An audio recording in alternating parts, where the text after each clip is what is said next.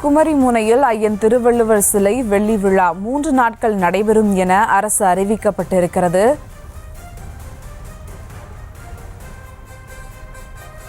கூடுதல் விவரங்களோடு இணைகிறார் செய்தியாளர் வெங்கட்ரமணன். வணக்கம் வெங்கட்ரமணன், விவரங்கள்.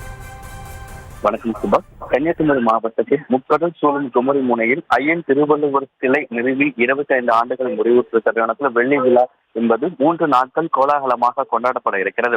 இந்த 3 நாட்களையும் பட்டிமன்றங்கள், கருத்தரங்கள் நிகழ்ச்சிகளோடும் கலை நிகழ்ச்சிகள் நடைபெறும் என தமிழக அரசு தெரிவித்திருக்கிறது. 37 கோடி ரூபாய் செலவில் ஐயன் திருவள்ளுவர் சிலையையும் விவேகானந்தர் பாறையையும் இணைக்கும் கண்ணாடிகளை பாலம் திறந்து வைக்கப்படுகிறது. முதலமைச்சர் மு.க.ஸ்டாலின் அவர்கள் குமரிமுனையில் ஐயன் திருவள்ளுவர் சிலை நிறுவப்பட்டு 25 ஆண்டுகள் நிறைவு பெற்றுள்ளதை தொடர்ந்து 30ஆம் தேதியிலிருந்து 1ஆம் தேதி வரை 3 நாட்கள் அரசு சார்பாக வெள்ளி விழா நிகழ்ச்சியை வெகு சிறப்பாக நடத்த ஏற்பாடுகள் செய்யப்பட்டிருக்கிறது. ஏற்கனவே இது தொடர்பாக இங்கே சென்னையில் இருக்கக்கூடிய அண்ணா நூற்றாண்டு நூலகத்துல ஓவிய கண்காட்சிகள் என்பது நடைபெற்றது.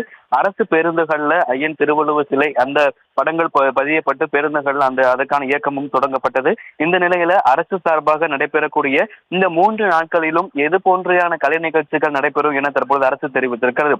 30ஆம் தேதியை பொறுத்த வரைக்கும் மாலை 5 மணிக்கு தமிழ் வாய்ப்புடன் இந்த நிகழ்ச்சி என்பது தொடங்க இருப்பதாகவும், முதலமைச்சர் அவருடைய முயற்சிகள் காரணமாக 37 கோடி ரூபாய் மதிப்பில் திருவள்ளுவர் சிலையையும் விவேகானந்தர் பாறையும் இணைக்கும் கண்ணாடி இழைப்பாலம் கட்டப்பட்டு அதனை முதலமைச்சர் மு.க.ஸ்டாலின் அவர்கள் 30ஆம் தேதி மாலை 5 மணிக்கு திறந்து வைக்க இருக்கிறார். அதன் பிறகாக திருக்குறள் நெறிபரப்பும் 25 தமையர்களுக்கு பரிசுகளை வழங்கி சிறப்பிக்கிறார். மாலை 7 மணி அளவில், அதாவது 30ஆம் தேதி 5 மணிக்கு அந்த பாலம் திறக்கப்பட்டு மாலை 7 மணி அளவுல தொல்வேந்தர் சுகிசிவம் அவர்களுடைய தலைமையில திருக்குறளால் அதிக நன்மை தனி மனிதருக்கு சமுதாயத்திற்கு எனும் தலைப்பில் சிறப்பு பட்டிமன்றம் நடைபெற இருக்கிறது.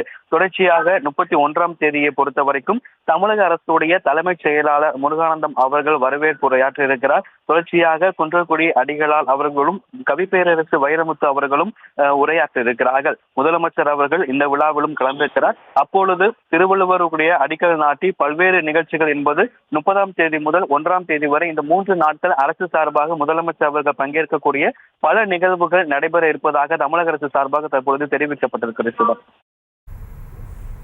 கூடுதல் விவரங்களுக்கு நன்றி வெங்கட்ரமணன்.